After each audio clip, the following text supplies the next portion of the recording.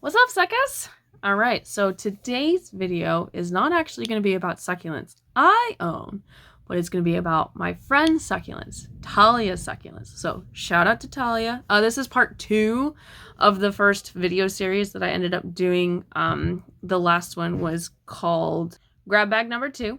And so I originally was going to do her videos then, but I ended up doing my purchases, so now we're going to work on what she has. So let's go. All right, so this is succulent number 1. As you can see, there's a few issues that we ended up running into, and this isn't a life or death scenario. We are actually it is an indoor succulent, so it just had a little bit of an issue. So as you can see on the left side, it's really green, but on the right side, it's just turning a little brown. So I suggested that she put it in brand new succulent soil, and then every other watering, all she has to do is rotate it so that way the whole entire part of this succulent does end up getting sunlight. And that was the only problem that we really ran into with this one. There was no mold or threat of anything else. So I was actually really happy with this, very pleased. Succulent number 2, though, we did end up running into an issue. So what we found out later, as you can see, it's kind of turning it translucent. What ends up happening here is that it's translucent because it's getting too much water. So the funny part was, she said that she was watering it every week, which is usually what I suggest. But then we found out that her boyfriend was also watering it once a week as well. So now it was getting a little too much water and not enough sunlight. So all I told her is just basically to pull it out and powder the bottom. I usually suggest doing just a basic soil change, so that way all that moisture goes away. And after that, we saw a huge pickup, and this is the brand new life that we ended up getting. So all of that translucent went away, no problem. This one, just a lack of water, no problem. This one is actually made for that, so just watering it will bring it back. And this one was a very happy succulent, no problems here, very proud of that, and it even showed its gratitude to her by flowering. These are chicks and hens, and so basically what I suggested was just to wait to water them, give them brand new soil. Basically all you have to do is replenish that soil. As you can see with both of these, just a little bit of cracked soil. Give them brand new soil and water them a little bit more. I just want to give a follow-up shout out to Talia once more. Thank you so much for letting me use your videos. So again, basically just a simple recap. This is stuff I encounter on a daily basis, even with my own succulents. The first succulent I've had since 2013, I grew up in the valley where it's really hot. So I'm thinking, dry heat, this succulent will do great. And it did for a really long time. And then once I moved up to where I am, more bayside by the ocean, it got really big and quickly exploded. So, this is just getting into the swing of how to take care of succulents, especially ones that you have to go from having outside to inside. It's definitely kind of a process, and then just making sure ultimately that you have the right soil, the right amount of sunlight, and the right amount of water. So yeah, just basically a little bit of a dry issue in one succulent, and just making sure that you're rotating, so that way your succulent reaches all forms of sunlight. And then it's, for considering a round pot, you want to have succulent light all the way around, and then just making sure that you're not overwatering your succulent. Luckily, she didn't have any mold on the roots, so that's excellent. One of the things that I would suggest looking into is actually going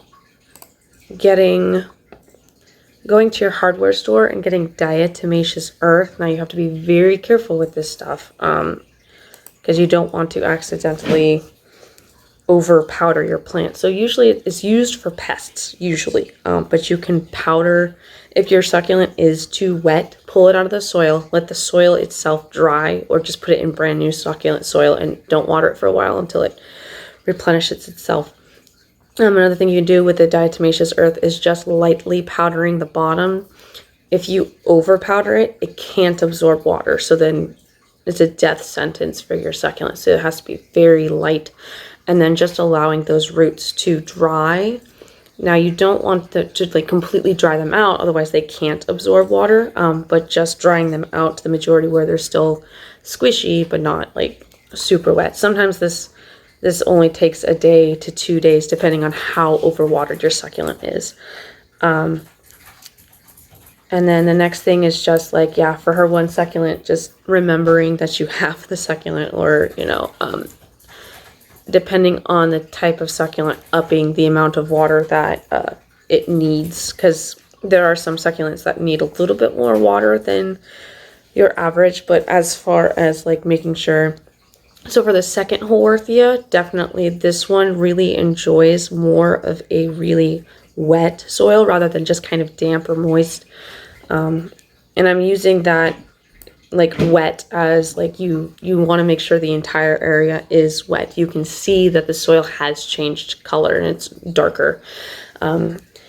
This particular one does really well with maintaining that moisture, because for this one it's indigenous to South Africa, so they usually go through dry spells and they have that super wet season. So this is made to really hold on to that water, which is why the outside may look kind of dark gray to black, but the inside still has that green tinge to it. It's made for that complete like exhaustion of water, and then all of a sudden when it gets a bunch of water, it's totally fine. But for the particular area, I just suggested a little bit more water for this one. And that was really cool about seeing her Senecio, is that like she ended up, I believe, purchasing this one after we ended up going through all of the steps of how to care for the other succulents she had.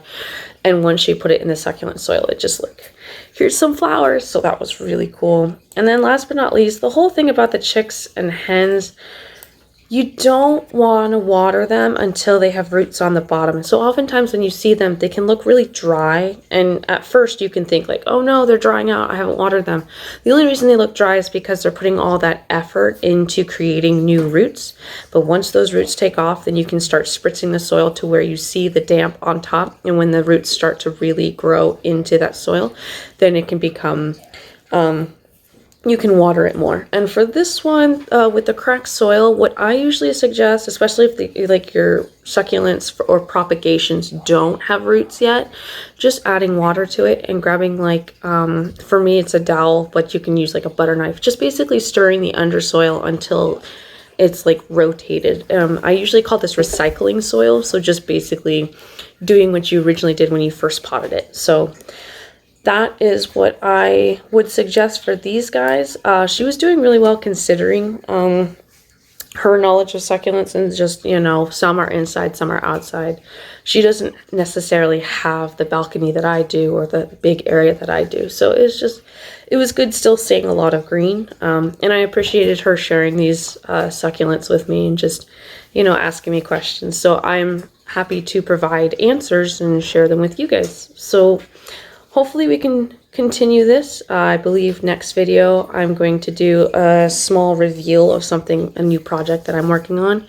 But the next video I'm going to do a story time. So I'm going to sit down with my book and I'm going to pick either a region or a type of season, and we're going to talk about who can grow what and in, you know, what area. And then hopefully with this advice, it'll kind of open up some new possibilities for you guys.